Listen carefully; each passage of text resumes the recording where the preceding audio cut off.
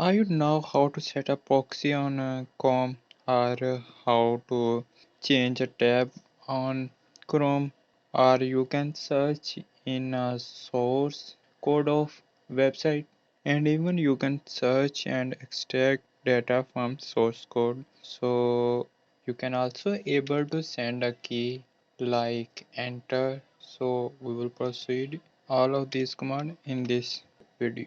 Firstly, select window. Here we will open a few windows. First here you can see that it's a first window, it's a second window. And when we will open it, and here we will select here select window, and here we will enter a command select window, and in other here we will give firstly tab, and here we will give index of tab. Our current tab index is 0, and our next tab index is 1, so we will give here 1, and I will play this command. You can see that it's a switch because we have no any tab more after it, so we will switch on a first tab. So click on first tab. You can see that you can see that because it's for first tab as a relative tab, so it's a first tab. So if we want to go in a previous tab, so we will enter here -1. So we will go on a -1, and next is send keys. Like here you can see that here firstly we will give a command. Firstly we will enter some text for searching, and next we will send here enter key. So we will enter a special character key enter. So I will press it. Actually it's in a second parameter, and first is a locator, so we will use it, and I will run it. You can see that it's properly run.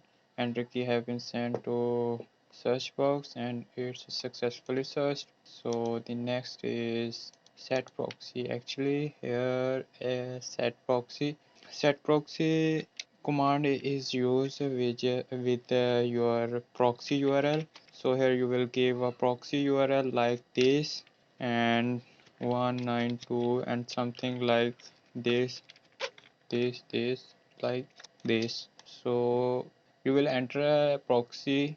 Here it's a supported proxies, HTTP and HTTPS and SOCKS 4 and SOCKS 5 proxy are supported by UA Vision. And in case of authentication, I mean which proxy is required password and username. So you can give here a username, and after it's enter here password like this. But it's only working if we use the UA Vision on a Firefox. So we can use only authentication proxy with the Firefox, otherwise we can use like this. We cannot use authentication proxy on Chrome. So set a proxy, it's covered and set a window size. Here just you will need to give here like here width, height, and you will press. You can see that it's properly run, and you will need to enter a look like this format. And one other instruction about this command, you cannot use in case of a maximize screen, so you will need to restore down, and then you can use this command. And this is a important instruction about this command. And other is select set window size, and next is source extract. Now here is a source extract command. Actually this command is used to take some data from source code.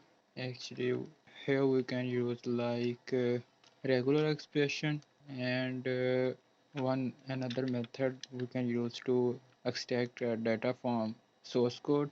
Like here I will choose here.